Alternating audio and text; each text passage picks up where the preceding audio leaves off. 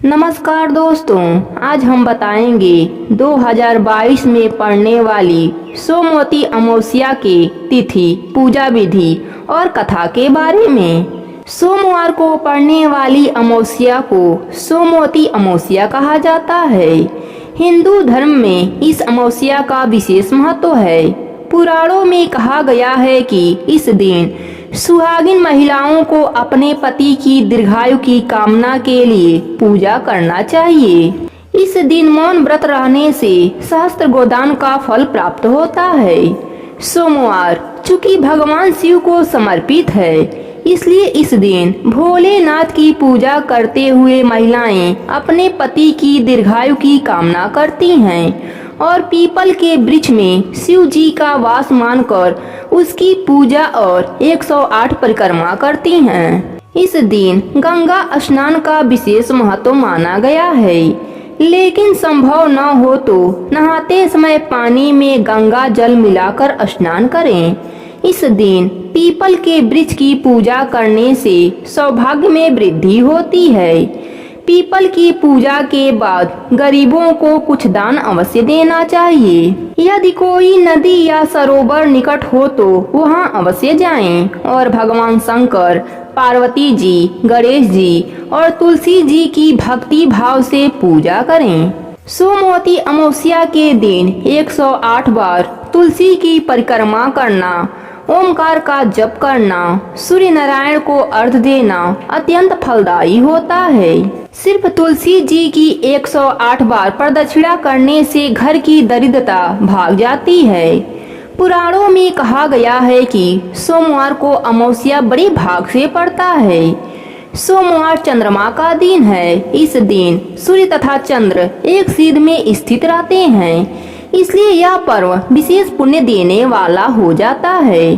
धर्मशास्त्रों में ऐसा वर्णित है कि पांडव पूरे जीवन तरसते रहे, परंतु उनके संपूर्ण जीवन में सोमवती अमावस्या नहीं आई। पंचांग के अनुसार 30 मई जेठ कृष्ण पक्ष की अमावस्या तिथि है। सोमवार के दिन अमावस्या का तिथि पड़ने के कारण इसे सोमवती अमावस्या कहा जाएगा। 30 मई वर्ष 2022 की पहली सोमवती अमावस्या है, इसलिए इसका विशेष महत्व है। विशेष बात यह भी है कि इस वर्ष सिर्फ एक ही सोमवती अमावस्या पड़ रही है। सोमवती अमावस्या का तिथि आरंभ होगा 29 मई दोपहर में 2:56 से। अमावस्या तिथि समाप्त होगा 30 मई शाम 5:50 पर। अब सुनते हैं सोमवती अमावस्या की पौराणिक कथा। एक गरीब ब्राह्मण परिवार था, जिसमें पति पत्नी के अलावा एक पुत्री भी थी। पुत्री धीरे धीरे बड़ी होने लगी।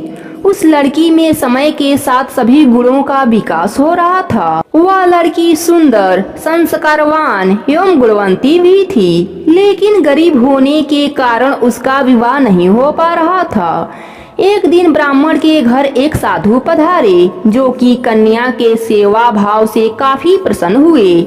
लड़की को लंबी आयु का आशीर्वाद देते हुए साधु ने कहा कि कन्या के हथेली में विवाह का योग नहीं है। अगर इसका विवाह हो भी गया तो यह विधवा हो जाएगी। ब्राह्मण दंपति ने साधु से उपाय पूछा कि कन्या ऐसा क्या करे कि उसके हाथ में विवाह का योग बन जाए। साधु ने कुछ देर विचार करने के बाद अपने अंतर्दृष्टि से ध्यान करके बताया कि कुछ दूरी पर एक गांव में सोना नाम की धोबी जात की एक महिला अपने बेटे और बहू के साथ रहती है, जो कि बहुत ही आचार विचार और संस्कार संपन्न तथा पति परायण है।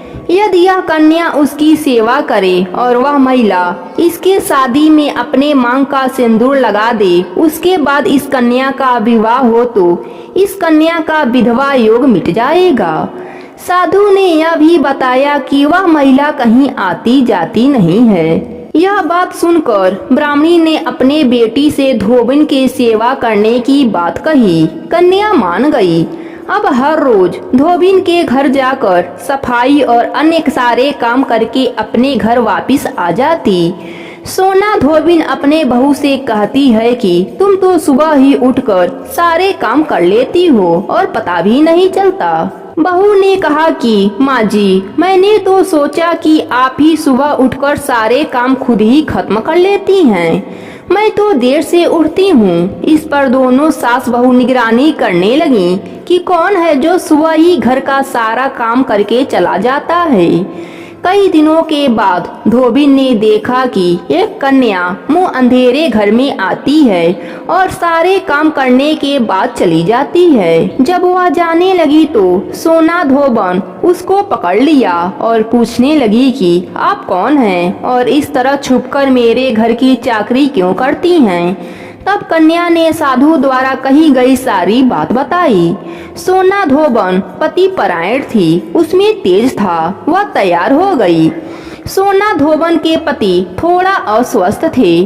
अपनी बहू से अपने लौट आने तक घर पर ही रहने को कहा। सोना धोबन ने जैसे ही अपने मांग का सिंदूर कन्या के मांग में लगाया, उसके पति मर गए। उसे इस बात का पता चल गया। वह घर से निराजल ही चली थी, यह सोचकर कि रास्ते में कहीं पीपल का पेड़ मिलेगा तो उसे भंवरी देकर उसकी परिक्रमा करके ही जल ग्रहण करेगी। उस दिन सोमवती अमावस्या थी। रास्ते में पीपल का पेड़ मिला। उसने ईंट के टुकड़ों से 108 बार भंवरी दिया, परिक्रमा किया। ऐसा करते ही उसका पति जीवित हो गया। तभी से औरतें अखंड सौभाग्य पाने के लिए धोबन से प्रार्थना करती हैं। धन्यवाद।